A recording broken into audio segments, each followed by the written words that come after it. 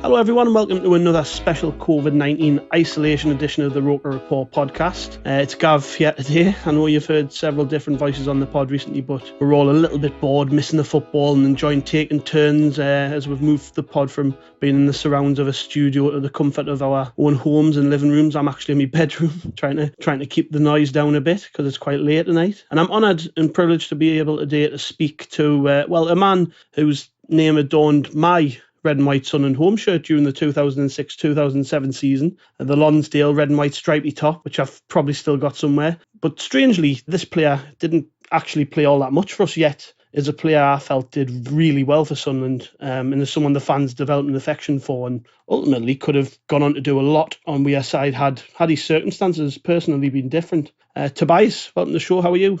Thank you. That was a nice intro. Yeah, I'm fine. Not in quarantine like you guys are yet. All right. So how come? What's different in Sweden? Are we still carrying on as normal? Well, not as normal, obviously, but we're trying to. It's shutting down bit by bit. We have restrictions, of course. You're not allowed to play any games at all. If we're talking about football, we're not allowed to be more than 50 people in public places, restaurants, theatres, cinemas. So no, it's not normal. We're not indoors in the same way that I think you guys are. Yeah. And I don't know if it's right or wrong, but that's the path that the Swedish government has chosen to take, and we'll just have to wait and see which path is better. Yeah, are you missing the football? Oh, every day. but to be honest, I think it would have been worse, obviously, had I still been playing at top level. But I'm in the Swedish 7th division. It's got to be the 7th division now. As a player manager, player coach, our league's been moved forward to, I think, middle of June, as it is now, and we'll just have to wait and see. But of course. I mean, it's terrible. Not only not playing, but not watching any sports on TV. It's not only football; it's any sport. So it's boring but necessary. Yeah, I hadn't realised that you'd actually stepped into coaching. So what club are you with currently? At this level, I wouldn't say I've stepped into coaching in that manner. It's just that we started a new club. When I retired, I thought I still wanted to play. I didn't want to make any effort into going into the 3rd league or the 4th league, or because those leagues are still 4-5 times a week training. You're going to play games in different places where you have to spend a whole day away. We started a new club, started in the 8th division, I think, won that last year. And now we're in the 7th then. But I've just to start getting a feel of what it's actually like being on the other side, planning trainings, sessions and all of that. It's competitive and all that, but it's not in any level where you'd go. But we're trying to keep it simple, and we're trying to do the best we can at the level we're at. A lot of respect for anybody continuing a career in football, because I can imagine after so many years of training every day and committing your life to it, that it can be quite difficult to then make the next step, which is obviously coaching. Obviously in Sweden, what's the standard like? Is it you say 7th, 8th division in Sweden? Is that part time? Is it amateur? Oh yeah. They're not on any salaries at all. Got you, right. So it's just plain amateur. I would say maybe the 6th or 5th division is where you start to get paid a little bit. So everybody's doing it just because they love the game. We're training twice a week. Usually we have a game at weekends, and it's 12 teams in the league, and just trying to have fun, doing as well as we can. And we're, like I said, we started the club last year, so it's a new club and it's an early project or whatever you want to call it. But we're trying to do as well as we can, and we're going to try and get promoted either this year or next year again, and then we'll see what happens. That's absolutely brilliant. But obviously today we're here to talk about your time at Sunderland, which you weren't here for very long, but you did play your part in a team which is remembered really fondly by the supporters. But obviously you arrived on wearside in the summer of 2006 with Niall Quinn as the manager. I bet that was a bit of a whirlwind, was it? Yeah, it was. At the time, I didn't really think much about who was the manager. I was just introduced to the interest that Sunderland had in me. I was playing in Sweden, obviously, for the team. We were reigning champions, won the double the year before. I was named as a reserve for the Swedish World Cup squad in the summer there of 2006. But obviously we had players like Ibrahimovic, Henrik Larsson, Freddie Ljungberg and Christian Wilhelmsson, and it was hard. It was hard to get in. But then again, I wasn't playing all that well. But when Sunderland came, I thought, okay, this is a big club. Niall Quinn was the caretaker manager, I think he was the chairman at the time. He did everything. He was the groundsman. He was the exactly kind of trying to keep the club afloat in a way, because they'd started with four defeats in a row in the championship, got relegated the year before with, I don't know, maybe it's still the worst points rally in the Premier League. But just for me, English football was like when you live in Sweden and you're in my age, you're growing up with English football. Obviously, my dad playing in Liverpool for 2 or 3 years. That was like the English league and the English football system was where I wanted to play. So it was a dream come true, really, to come to England and get to play for not only a big club, but get to play in front of a big crowd and playing against teams as well who I've only seen them on the telly. So I didn't really think that much about going there, but maybe I should have just took the time to think about, was it the right time for me personally? Because I think I couldn't have joined at a better time, because the club was struggling and they needed something. They needed energy from somewhere. But when I came in, it was more like, okay, I can bring some energy. And then they brought in a new manager, and he brought in 6 more players, which was the problem for me, obviously, because he brought in Ross Wallace, who was a fantastic player that season. But it also meant less chances for me, obviously. I was going to ask about that, actually, because you arrived, obviously, early in the summer. Although you were at the club, I believe you didn't play in that run of games where we struggled to find a point when Niall was manager, until, was your debut against West Brom, the home game? At home, yeah. Yeah, and that was a strange game, because obviously we'd been on such a bad run of defeats, and then news had emerged that Roy Keane was going to become the manager, and he was in the crowd that day. So what was that like, obviously making your debut on a day like that, where really nobody knew what to expect? Yeah, that was like you said, it was a strange game, because me coming in just a week before, I think, or maybe even days before, I think I had like 2 or 3 training sessions with the team before the game, and then got told you're going to start. And then obviously with all the fuzz about Roy Keane being in the stands, that he might become the new manager, it was, for me, playing that game was special as well, because I never felt we were the bottom team of the league and they were like contenders to win it. Yeah. From minute one, I felt we've got this, and in the end, obviously we did. But I think it's easy to say when you know what happened. But playing in that game, it was like the crowds weren't all that big. I think it was something like 28,000, and that would just grow and grow during the season. Yeah. But like I said, it was special. I missed an absolute sitter after like 10 minutes, I think. And I just thought, oh, no, not one of them games. But then Dino scored from a corner straight in. And then we got a free kick in the second half where I got to set up Neil Collins. Yeah, that's right. It was a header, wasn't it? Yeah, it was a free kick from the right-hand side. And it was, for me, that was fantastic, because, as I said, I knew Sunderland was a big club. It wasn't a very well-functioning club at the time, but it was a big club with a great stadium, great fans, a lot of fans.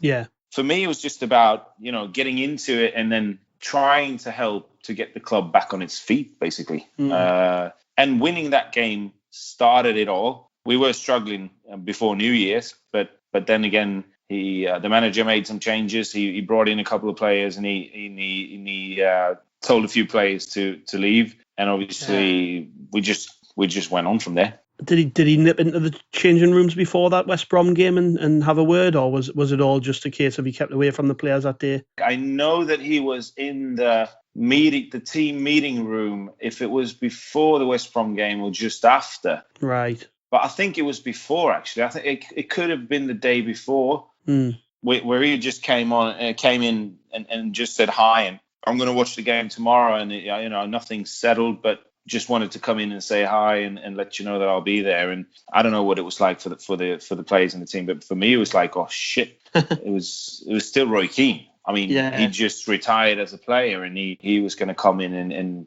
and take over. And as everybody probably thought, I thought, okay, this is not going to be something that you can just laugh about and stuff like that, because he's gonna set his standards straight away, which he did, obviously. So obviously that week which preceded that game, he had that mad day, didn't he, where he signed I think it was 5 or 6 players, and we were the talk of the country because Sunderland just went out and splashed a load of cash on players on deadline day, and in came Ross Wallace, and obviously the next game was Keane's first away at Derby County, and I think he actually replaced you in the team, didn't he, with Ross Wallace, who had a big say in the win, of course. But I mean, what was that like? Obviously coming in, playing well on your debut, and then not even coming off the bench, I don't think, in the next game. What was that like? No, but that was the thing, and I think for me that's where everything really started going not the wrong way, because I still managed to get a run of games and I was playing a lot in January. But when you come in as a new player and you think, okay, I've done well, I'll get to play the next game. Obviously they lost 5 games in a row. You come in as a new player, you play well, you create a goal for your team, and then you're not even playing a minute in the next game. But what he explained it like, I need to give the new boys a chance to prove themselves. I think you've done well, and you're going to be part of the plans for the season. But I need to give the new players a chance to play. You can say what you want about that, but they did well. Yeah. I mean the players that came in. I mean, it was Graham Kavanagh, Liam Miller, Stan Varga, in the end Dwight York, and there was one more player coming in the first transfer window. I don't count. Obviously Ross, yeah. Ross Wallace. Yeah. And I mean, they did well. They were fantastic players for us. I mean, Ross, I don't know how many goals he scored, but he scored at least 7 or 8. You just think how many times he jumped in the crowd with his shirt off. That's probably yeah, exactly. And that's when I got my run of games, because he got suspended for getting yellow cards and red cards and everything. Yeah. No, but obviously, if you want to win a league, especially in England, you need to have a width in the squad. But for me, it was more like I'd always been number 1, and now I was number 2, and at times even number 3. And that was the strange situation that for me, because I wasn't used to that, and maybe I wasn't prepared enough to handle it. I think in the end, that was the main issue why I actually left. But we'll get to that, I guess. Yes. But we're playing decent from times to times before New Year. Winning a couple, losing a couple, not really getting into any momentum. The big change happened in the January transfer window when he brought in, well, obviously Johnny Evans and Carlos Edwards, but Stern John and Danny Simpson as well, Louis Nyatanga, because we got players in that could make a difference. Johnny Evans was fantastic. I mean, he's probably the best defender I've ever played with. How old would he have been then? He would have probably been a teenager, wouldn't he? He would have been 18 or 19, maybe. Yeah, crazy. I mean, he actually made Nyron even better as well, and that defensive partnership was crucial. They completed each other. They managed to get a partnership where Nyron was the strong, quick, like the enforcer more, like as a defender. He was anything Johnny couldn't handle, Nyron just ran and got for him. And also the other way around, when Nyron was in a tackle or wherever, and the ball managed to escape him, Johnny was just standing there, and he was just like, okay, I'll get that for you, no worries. Yeah. And then obviously his feet and his build-up play, as a 19-year-old to be that good, you just thought, okay, he's coming from Man United. Okay, he should be fairly okay, but he was fantastic. I mean, Simo as well. Danny Simpson was great as well, but he wasn't at Johnny Evans level at the time. 2 Premier League winners in the end, though. It is. Yeah, and you could see that coming with Johnny. I have to say, Simo was a great player for us, but I couldn't see him winning the Premier League at the time. He done fantastically with Leicester when they actually won it. But Johnny, to be honest, I thought Johnny would do even better at Man United than he actually did. He's had a fantastic career. But I thought he would get up there with the, like, maybe not the Ferdinands and the Vidiches, but somewhere close to that level, because he was that good at 18, 19. You think, though, he's obviously back now with Leicester, so playing at the right end of the Premier League. But then after he left Man U, he went to West Brom, didn't he? And they didn't pay an awful lot for him, and nor did Leicester. 3.5 million, something like that. And I mean, he's a top quality defender. Probably, I mean, we had this debate amongst our writers on the website this week. Who's the best loan signing Sun's ever made? Johnny Evans has got to be up there, because even the season after, when we couldn't manage to get him in the summer, and then we brought him back in the January. He just made such a difference to the team, and I think probably in the end helped keep the team up. So you've got to have solid foundations to ultimately succeed, and that was definitely the one big improvement in Roy's team. After that, like you said yourself, the early part of that season, I mean, people forget, actually, until probably February, we didn't actually do too great. We were probably mid-table, flitting around, and it was the signings in January that made all the difference. Yeah, I would say until New Year, because we lost, I think, the day before New Year, I think we lost to Preston. And I think after that, like, I remember January being very, very good to us. I think we must have won at least 7 or 8 games in January. We started winning at Leicester on New Year's Day, where I got to score. And then from there on, we just started winning games. We started winning games where we normally draw or lose. And I think we were actually like 12th or something the New Year. And then I don't know how many games we played after New Year, but if we'd have played 22, 23 games, I think we won 17 or 18 of them. You're right, actually. We played Preston in the Cup, which was the game after New Year's Day. And then after then, we only lost 1 game, which was against Colchester away. That's right, yeah. And like I said, I think we managed to get everybody, like, we got it together. You have to remember also, it was a lot of new players. There was a lot of players going out, coming in, and it takes some time. It's going to take some time to get everybody settled. It's going to take some time, no matter how good of a player you are, it's going to take some time to get everybody to understand, okay, this is what we want to do. This is how we've been training. This is what we've been practicing. But when everything falls in the right place, and you have to say at this time, everything fell into place at the same time for everybody. Then it was just, the quality of the players was just too high to not just start running up the table. There was some big characters in that dressing room. Obviously, you've got Dwight York, who has won everything, and then Carlos coming in the January, who made a massive difference. I mean, what was that? What were those guys like to be around? I mean, especially Dwight York. I mean, that's again somebody who's won the Champions League. He's played at World Cups. He's won everything. What was it like playing alongside him? He was quality. I mean, like you said, he with all the merits and all the titles and all the experience that he had, he could have come in and just gone, I'll just do this for fun. I know the gaffer. Why would you even go from Sydney at sorry, Yoki, but at his age, I would just stay there.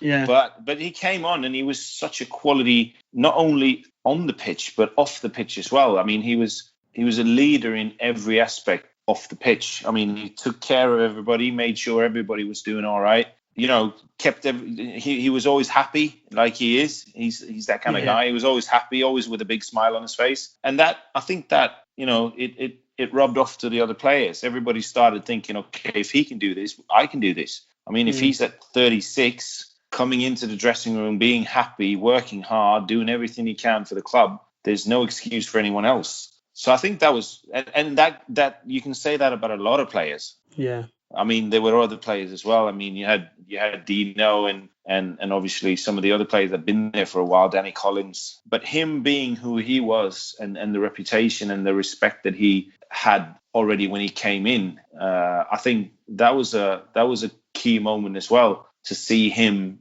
doing what he did. Yeah, a big name at the time, and obviously somebody who Roy trusted and knew from his playing days. And ultimately, I think when you consider how badly the season had went before, he had to try and find a way of driving the standards up around the club. And one way you do that is by bringing in people who have done everything, and that's what I feel he did with Dwight York, who I think he probably got an extra 20% out of him than anybody thought he might. Even in the Premier League, he was still a top player for Sunderland. Yeah, I think so. And I just remembered who the last guy was that came in. It was David Connolly, and Oh yes, forgetting about him was actually, I feel a little bit ashamed about that, because he was also quality during all that season. He was also one of the players that was, driving everything forward. He was standing there and he was scoring goals, not at first, but when he started scoring, he was scoring for fun. And he always worked hard. He was always staying after training, working on his finishing and setting a standard on the training ground that, like I said, everybody was looking at some players. We were looking at some players and was thinking, okay, they're doing this. This is what I should be doing. And obviously he was an Irish international as well. So he was there to set the standards for everyone else. Yeah. So obviously, of the players who Niall brought in that summer before Roy arrived, it's probably fair to say you did better than most or all. Yeah, I mean, although like you said, it was difficult at times to get into the team. I think you probably played in the majority of games that season. So, what do you think it was about you that Roy liked? Considering you played fairly regularly under him. I don't know, but what I tried to do was that no matter if I played or not, I tried just to grind every day in training, just try and put my shift in every day. Obviously, some days was harder when you're not even coming on as a sub. It's always hard. It's a little bit deflating not to be involved. But I think some of the players that weren't playing maybe complained a little bit more, and I tried not to. Right. And I'm not going to sit here and tap my shoulder and say, oh, well done. But I think that was one of the things that he actually did like about me, that no matter if I was playing or not, I was trying my hardest to do what he expected. And obviously it's like I said, I wasn't really prepared to handle the situation with the competition in every single position that we had in the team. But I tried as well as I could. And I think when I actually did play, I wasn't fantastic, but I was decent. I think he thought that, okay, he's actually doing his job. He's not brilliant, but he's actually doing his job, and he can do a job for us. Yeah. And you scored 4 goals from, pop quiz. Do you remember which goals they were and who they were against? Yeah, just a couple of years ago, it was actually fantastic to say that I scored both home and away against Leicester. So that was a proud moment in 2000. Was it 15 or 16 when they actually won it? Yeah. It came up in different situations. And then it was, I think it was Sheffield Wednesday away and Southampton home. The Sheffield Wednesday game stands out a mile to me because it felt like a turning point. I don't know, as a fan, I think we had about 6,000 fans there that day. It was the birth of the Roy Keane chant, which followed him for the rest of the season. And there's been I've heard a couple of stories from other players about that day because he wasn't particularly happy. No, he was furious after the game. He was actually, because I think we were 3-0 up, weren't we? And then gave away 2 goals. Yeah, I think one of them was quite sloppy as well. But but we were in total control. I remember that we were playing really well. And then in the last 20 minutes, we just gave all the initiative away and just managed to almost give 3 points away. And then I think Colin Edwards had a tap in the end, and which softened the blow a little. Yeah, and he came into the dressing room, and I remember him saying something like, I wish you'd actually lost this game, because then you'd realise that this can't happen. I can't remember the exact words, but he wasn't happy. No, he wasn't happy. How scary could he be then when he was like that? Like everybody expects him to be like this fiercey, angry character that he might have been on the pitch, but I would say I can't really say that he was. He was one of the best coaches. If you're talking about actual football knowledge, he was one of the best coaches I've had. Obviously, I didn't play as much as I wanted, but with that being said, I think he did brilliantly at Sunderland. I think, especially in that year, it took him some time to figure out what to do. Obviously, his first couple of months was a little bit, even for him, even being at the standard he was as a player, it's not easy to just get into coaching and get everything to work. Yeah. But he had his coaches. No, I'd say he did really well. I mean, he could have a laugh with everybody, and he could get angry, obviously. I mean, 4-0 down to Preston away, he'd smash a board and just gone, fuck, I'd take you off if I could. But it was like, yeah, we deserved that. If we deserved a real howling, we got it. And if we deserved credit, we got it. And then in between all that, it was just trying to get everybody to understand, okay, this is what we want to do. This is standards we want to set. Here's what we need to do. So No, I appreciated playing under him. I wish I could have played a little bit more, obviously, like I said. But he said straight off, if you're not playing, you're not good enough at the moment. So just get your head in, work harder, and then you'll play. Yeah. Why do you think he hasn't actually done much since he left Sunderland in management? I know he had a stint at Ipswich which wasn't particularly successful, and then pretty much since then he's kind of followed Martin O'Neill around as his assistant. And it's always made me wonder, because it's like capturing lightning in a bottle, isn't it? When Keane come to Sunderland, he just retired, the club needed a lift, and we just had all the momentum, and it just seemed to be, all the standards of the all around the club rose. And he was integral to that. And I always wondered, why isn't he not worked out for him since? Obviously, that's an impossible question to answer in a correct way. There's probably lots of different answers, and probably lots of different factors coming into mind. That he was fresh off retiring as a player when he was at Sunderland. For me, if you're a former player, I think the best possible combination is to be with a manager who is more maybe theoretically and tactically skilled, so that as a former player you can get more into the individual coaching of different thinking about, okay, here's where you do this, here's where you do that. And I think maybe that's what he also thought after being a manager at Sunderland and Ipswich, and obviously trying to figure out what we're supposed to do. Because for me, I can see him being a great assistant manager with the knowledge in football that he has and the tactical skills and everything he's been through. I can see him going on training sessions and just walking around the pitch and just pinpointing different stuff here and different stuff there, and just getting the players on his side. And he can probably just tell them that you're not worth anything. Just the next day he would come in and say, look, yesterday was yesterday, today is today. Let's go on. Let's keep going. Because obviously with the Barnsley incident, I've been on that side of it as well. I was going to touch on that actually. So talk us through that day then. It was, I'll let you tell the story to people listening, but I'm sure you'll jog their memories. It was I don't think I've ever known anything like it, really. It was quite strange, wasn't it? What went down there?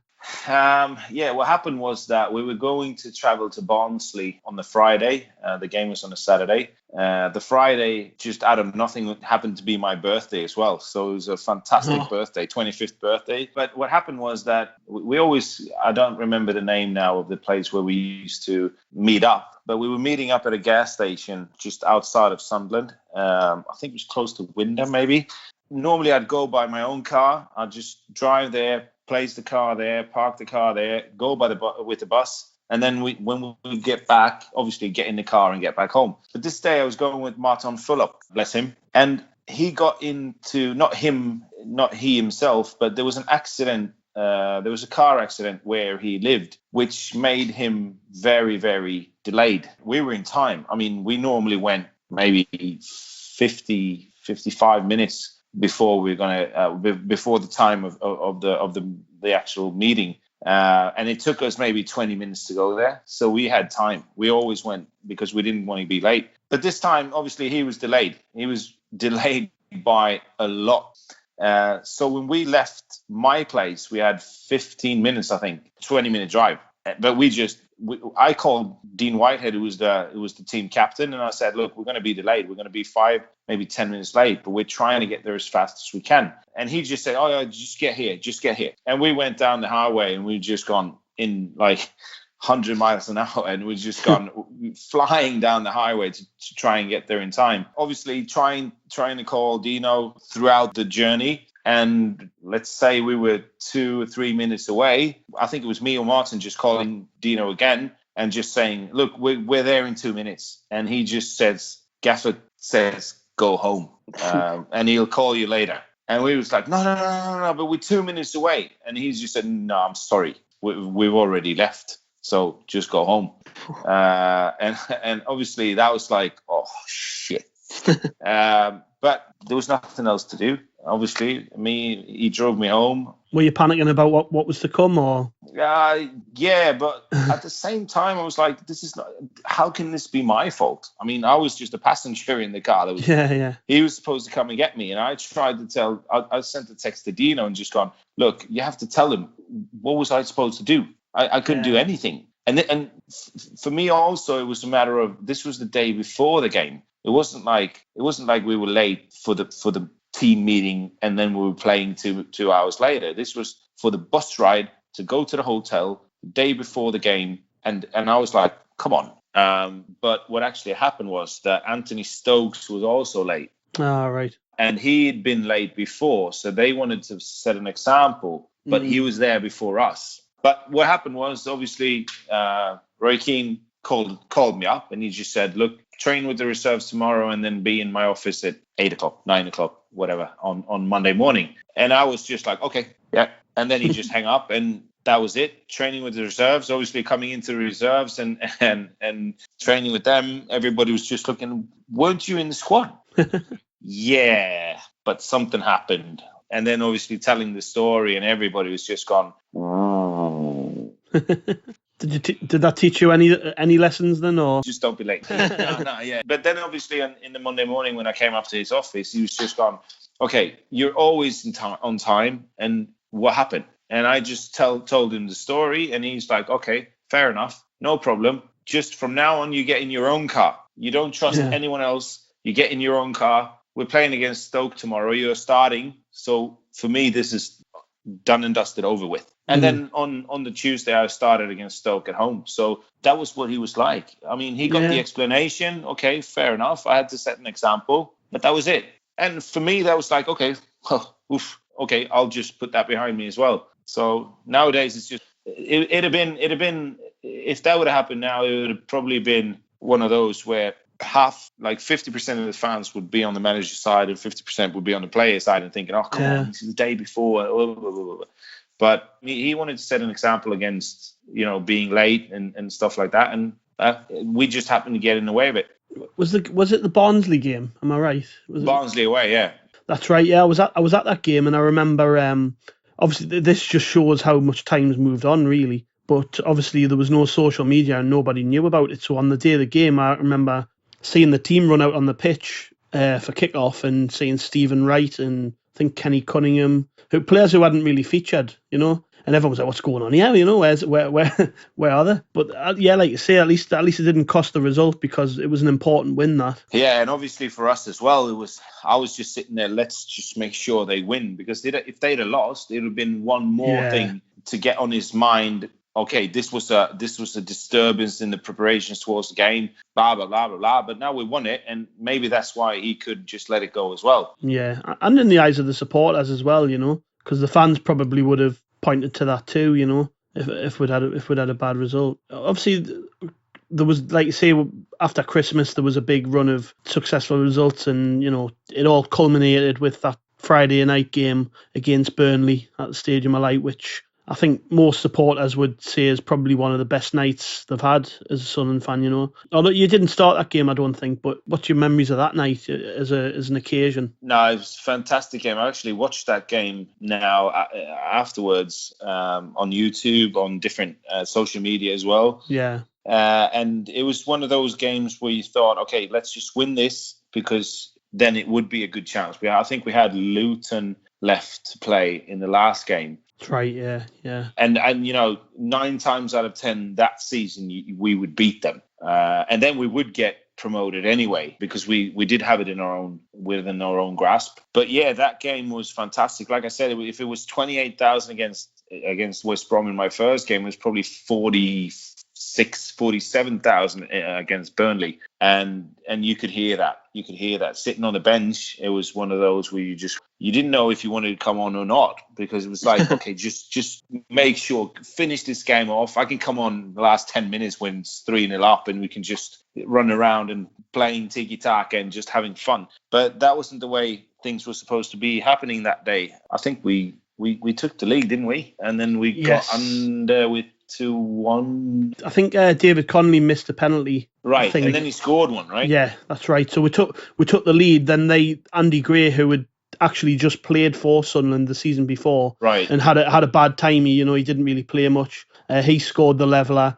Then they had like a wonder goal just after half time, if you remember, from Wade Elliott. It really knocked the wind out of everybody in the ground, I remember. Yeah, I remember that. And then was it? Let me see. The second goal could have been Darren Murphy. Daryl Murphy got the opener, and then David Connolly Connolly scored the penalty. Yeah, then I came on. I don't remember how long I was playing, but it was 2-2 when I came on. I'm just looking at it now. You came on in the 71st minute, so So we're trying to get a goal to win the game, and I think I'm not going to say that I was involved, but I actually had a touch in the attack that actually led up to Carlos Edwards scoring the goal. Yeah, I think it went to Daryl Murphy. Gave it to Daryl. Daryl played it. Yeah, I feel like Daryl Murphy might have played like a cross-field ball to Carlos Edwards, and he seemed to gallop forward, didn't he? And that goal, I can see it now. I can see it. Oh, amazing! He just thumped that straight into the keeper's right corner, top corner, and it was just one of them shots.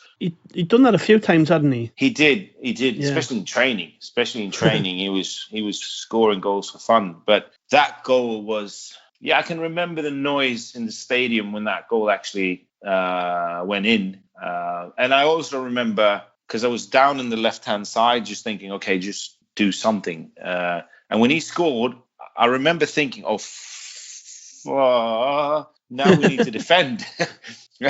Now we're just going to have to defend. Because it was still was it 3, 4, 5 minutes maybe left? He scored with 10 minutes to go. So, yeah, it was probably felt like 10 hours. Yeah, it was, yeah. But then again, like I said, we still had one game to go. But I remember thinking, okay, if we can just hold on to this, there's a good chance. There's a very good chance. And then obviously the game ended 3-2, and I think it was a Sunday on the Monday that Crystal Palace beat Derby. That's right, yeah. And it was... Everything fell into place, didn't it? Yeah, it was perfect. We was actually watching that game at a pub out on... I don't remember the name of this area, but we went... I think it was me, Danny Collins, and some of the other players. I think we were 4 or 5 players watching the game on a pub in... You know that place where it's like there's hills and there's a big spa just by the sea. There's big cliffs and Seaham, that was it. We actually went there, I think, to watch the game because just to get away from it all a little bit. But the pub was full, and we sat there and had a few beers, and Crystal Palace scored 1-0 and they scored 2-0, and we were just gone, holy crap, we're doing this, we're going up. And it was fantastic. It was fantastic. Looking back at where we started, it was an amazing achievement. I mean, losing the first 4 games in the league and then to go on and actually win the league was amazing. If you look at the league position of the team, even in December, we were 13th, 14th at the end of November. So to win the league from that is just amazing. And as we said, touched on before, after January, it just went on and on. We went 10th, 9th, 7th, 5th. We were actually top of the league for the last 5 games, but it was very tight, wasn't it? And obviously in the last day, we had to rely on, I think, Birmingham to lose at Preston to just make sure we went up, which they did. They lost, and we made light work of Luton that day. Yeah, it was 5-0. And what happened with that game was that what we were missing with the Burnley game was that we got promoted after Derby lost against Palace, but we're still second in the league. But with us beating Luton in the last game and Birmingham not winning, we won the league. But we got promoted with Derby losing, obviously. But it was a good feeling as well to just go into the dressing room after the game and celebrating on the pitch, getting promoted, winning the league. Obviously getting promoted was the key issue, but winning the league is there's not a lot of players that can say during their career that they'd actually won a league. Mm-hmm. So I think that you shouldn't underestimate that. It's a great achievement, especially with 24 teams in the league and playing that many games. To actually win that league was special. That was a great day as well. I remember the tickets were like hotcakes because Luton's ground's only a small ground, and I remember we actually got a letter through the post to invite us to apply for tickets because they knew the demand was going to be that high, so only so many people were allowed tickets for that game. But then at the end of the match, once the Luton fans had left, it became apparent the full ground was full of Sunderland fans pretty much, the home end even, The celebrations on the pitch were outstanding. It was just something that lives long in the memory, and it's a shame, obviously that it's been that long since Sunderland fans really had anything to celebrate, Yeah, it's been a rough ride since. But I think what needs to happen is that there needs to be, if we're talking about that day and going on and just jumping into what is now, I think I've seen so many different and strange choices being made in terms of coaches, players. I think what needs to happen now really is that there needs to be some consistency. You need to choose a path where you think, okay, this is where we're going. How do we get there? Okay, this is how we're going to get there. If you believe in that, you have to stick with it. You can't just, okay, we're 10th in the league now. Oh, no, let's just change the manager. And then the manager comes on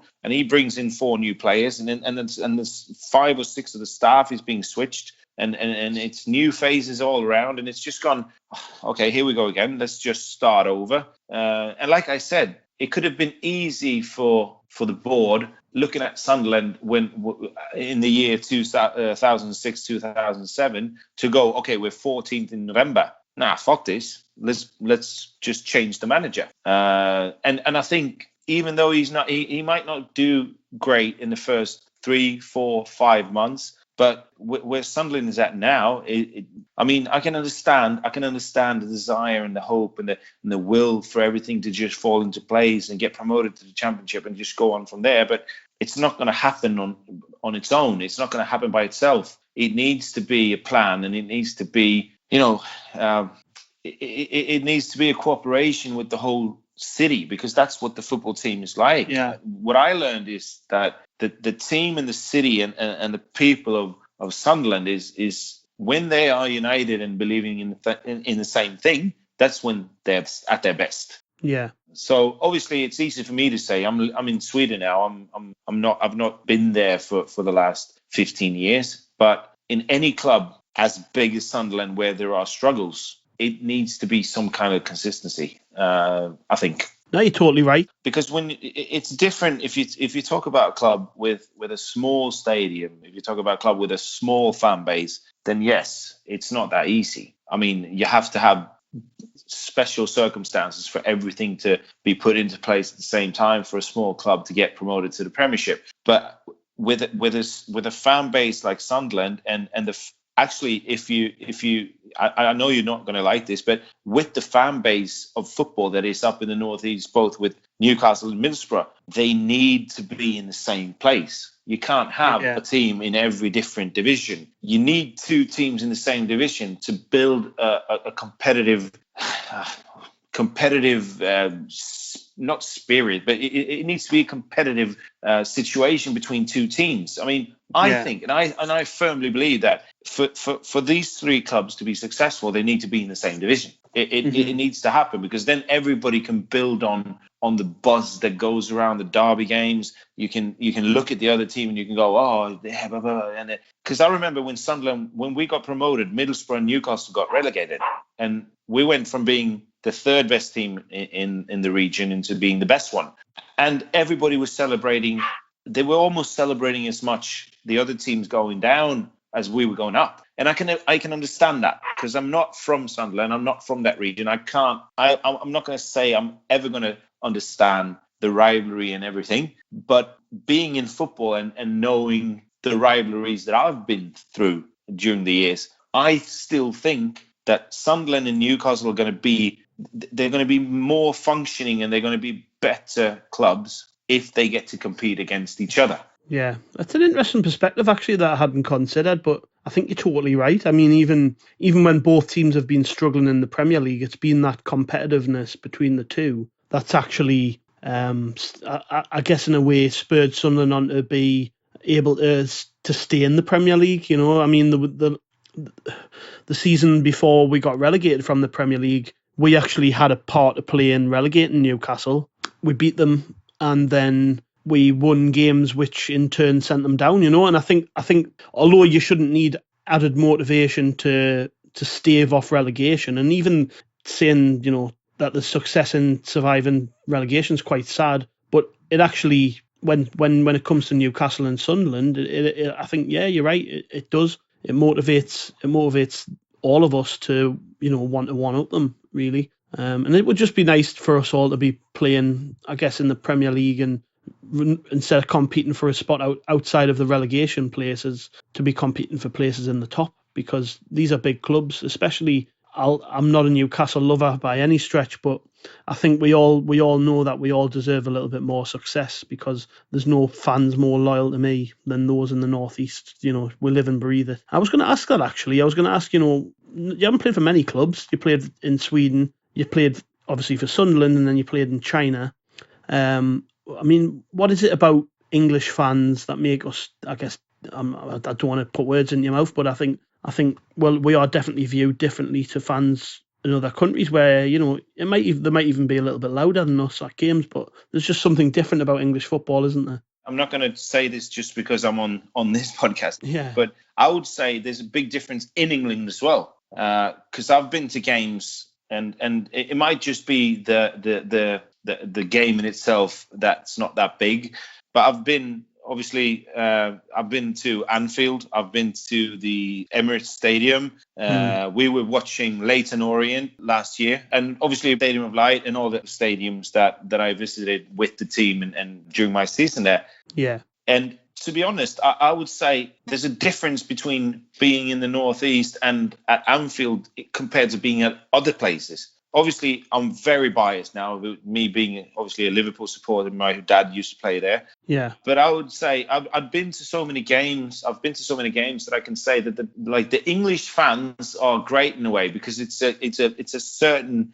atmosphere and it's a certain feel to everything when you're in the pub before the game and you go to the game and everybody's there and everybody's friendly and everybody's cheering. But there are more songs. There are more bigger fan. I don't know the English word for this, but when I'm playing in Sweden, there are more like all the fans are in the same position. Do you know what I mean? Like the cop. Yeah. Like Dortmund, like whichever stadium that has all the big fans are in the same place. Do you know what I mean? Yeah. Which makes it a little bit louder.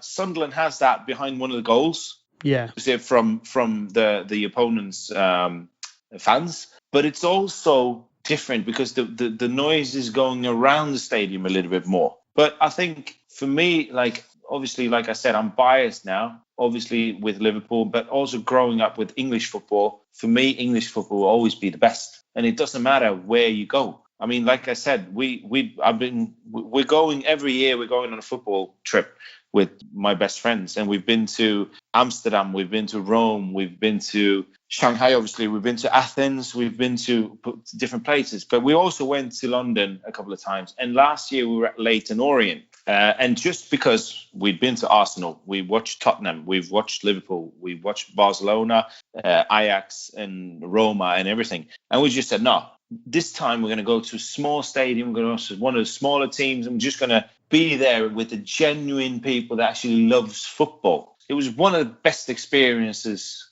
I've had watching a game, because you could hear everything. The noise wasn't all that big. Leyton Orient obviously was struggling in League Two. Is it League Two or League One? No, League Two, is it? League Two, yeah. League Two, yeah. And it wasn't a full stadium. They're playing against Bradford, and Bradford fans was a little bit more noisy. But the just genuine feeling you could hear. There was one guy sitting just in front of us, and he started picking on the linesman after 15 seconds. And we were just going, this is exactly why we're here. He was sitting there just getting on the Lionel's nerves every single time there was a situation close to it. And he was yelling at the other fans, and he was yelling at the players, and we were just going, yes, this is why we're here. And that, I would say, is special in England. You'd probably get that at other places as well. But for me, that's what's special about England, the genuine love for the game and the club that you're actually supporting.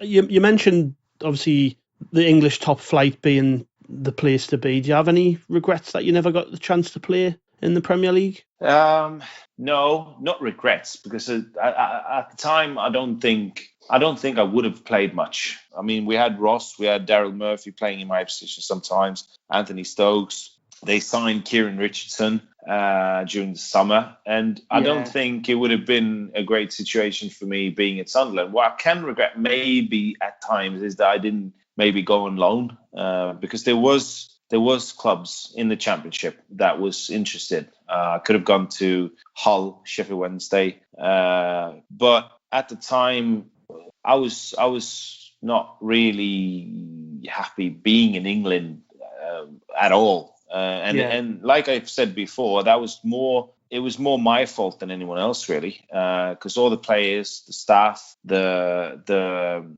people around the club, and everybody that was trying to help was doing a great job with trying to help me get everything I needed. So it was more me thinking about, no, I need to go back home, just start over. And obviously when IFK Gothenburg came into the picture, that was my club. I've been supporting them since I was a kid. My dad played 300 games for them. It's my boyhood. It's like my boyhood dream to play for Gothenburg. And then when they came on and said, no, we'll get you back home then. Yeah, it was an easy decision in the end. But looking back at it, I maybe I wish at times I'd been a little bit stronger mentally and saying like, no, I'm going to try and stay here and I'm going to try and make it work. But having said that, I've had a fantastic career in terms of having fun playing for my childhood club, who I supported and will support for the rest of my life. And I wouldn't have gotten that if I'd have stayed. So it's mixed emotions maybe, but mostly I'm happy. I'm happy I made the decision to go back home, because it'd been easy to just say also, no, let's just sit this out. But I went back and I can't regret that, because I've had a great run of years where I enjoyed playing football and just I've loved every minute of it. Although I asked, do you have any regrets? You can't really, can you? Because you got to do what you always wanted to do and play football for a living and win trophies in Sweden too, I mean, obviously, aside from your club career, you got to play for your country and at the European Championships, I believe. What was that like? I mean, I would be remiss not to ask, what was it like playing alongside Zlatan? Because that guy's an enigma, isn't he? He's one of the great players of his generation. And I would say that hadn't he not played against Messi and Ronaldo, I can see him winning the Ballon d'Or. One year, if Messi and Ronaldo hadn't been as over naturally good as they have been. But he's the best player Sweden's ever produced. He's a fantastic character. He's kind.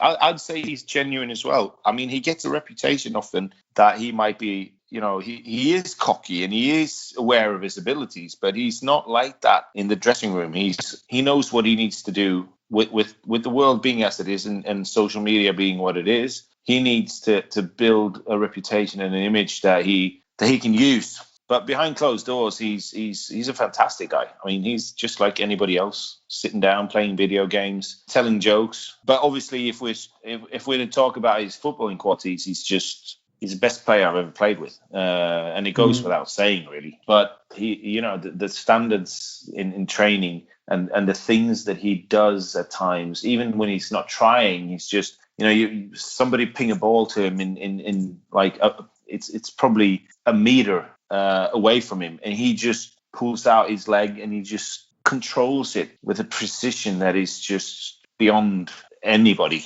And it's fascinating to have been in training sessions with him, especially finishing drills.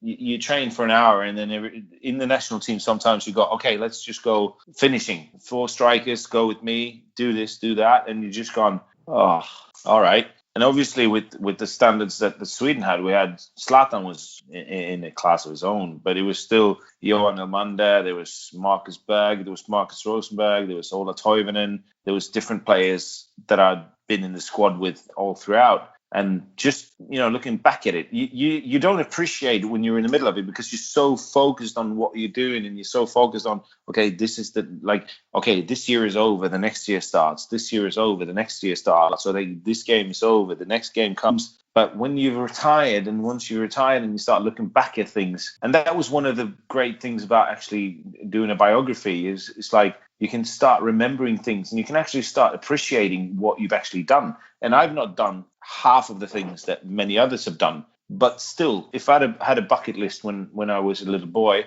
I'd have said, I want to play for Gothenburg. I want to play for the national team. I want to win the league. I want to play in England. I want to, like, a lot of the things have just been, yes, I've actually managed to do that. Yeah, well, you've had, like you say, you've lived every Sunderland fan's dream, put it that way. Getting to step out there in a red and white shirt and play for Sunderland, you know. Before I let you go, though, I would like to ask, you know, what's your fondest memory of your time with Sunderland, and you know, what when you sit and you think back of that 1 year you spent on wearside, what stands out? Well, there's a lot of different things that's been fun, but one of the funniest things I think was just when Roy Keane came on as a manager, went on a small trip to Portugal, and everybody was, you know, thinking, okay, I wonder what this is going to be like. And we're traveling down to Portugal, and I think we're there for like 4 days, maybe. It was after the West Brom game, I think. But I think in my mind, it was a national team break just after or just before the West Brom game. Right. It must have been after. But we were in the bus going from the airport to the hotel, and everybody thinking, and I'm not thinking anything because I've got no idea what this trip is going to be like. It might be just training, and you know, everybody's just going to be completely exhausted every day. But people in the back are sitting thinking, oh yeah, let's go out, let's go have a few beers, you know, blah, blah, blah, blah, you know, making up plans for the night. And I think time must have been like at 8, maybe 8, 9 in the night when we got to the hotel. And if my memory is not completely wrong, Roy Keane takes the microphone of the bus and he says, look, this isn't a like social trip or anything. I'm not going to have any players running out on bars, drinking beers. You know, this is going to be a trip to get to know each other, train hard, and you know, I'm not going to have it. And then it's like almost like he can't really hold his smile back. So he just starts smiling, and he's just said, nah, it's going to be training, but today, meeting 9:30 in the bar, last one down pays the bill. And this is just, I don't know if this is just talking with players afterwards, but I think this is actually what happened, because I remember, I think it was Dean Whitehead and Chris Brown that actually came down last. And I remember that he just took the receipt of the bar because people were sitting there. I was with Rory Delap, I think. And I was just going, is he serious? And Rory's just going, we're not taking any chances. So we went down, had a couple of beers. And when they came down, he just went with the receipt to them. And he's just gone, you're the last ones down, pay it, and then let's go. And, you know, it's a great story. I'm hoping it's true, because this is what I remember it to be like. Yeah. And I'm pretty sure that was what happened. Because I remember the bill being at like 2,200 euros or something. Because the coaches have gone down and just gone, let's get champagne for like 800 euros. And it was just one of them where you go, we did well. We did well. I've heard Keano was a good drinker. So, you know, back in his playing days, he was known for being one of the lads on the session who always managed to stay out late and keep up with the rest. So it doesn't surprise us. I think also this one was also, I think, a little bit about him wanting to show everybody that, okay, we're here to bond, we're here to get to know each other, and in a way, the best way to get to know each other is having fun. And it was just one of those where I think he went thinking, okay, let's have a night out, and then because we were training in the morning and it was hard, but it was just one of those where you'd gone after that, you just go, okay, but now we've trained now, let's have a few beers and then let's get up in the morning and train again. But that camp was, I think that was it was a fun memory, especially that episode, if I remember it correctly. If I'm not, it's just going to be stupid. But I think it's accurate. Well, I've really enjoyed this chat, Tobias. It's been great. I mean, like you say, as a spotty-faced 15-year-old kid, I had your name on the back of my top. I can't remember why. I took a liking to you when you first came in the club, and I was like most people, I was a little bit gutted it never went on longer. But, you had a good career, and it didn't matter so much that you left Sunderland early. I'm sure you learned a lot from your experience. Have you got any parting words for the fans listening to this? Like I say, although you didn't spend particularly long at Sunderland, I think people do still, hold a lot of fondness for you.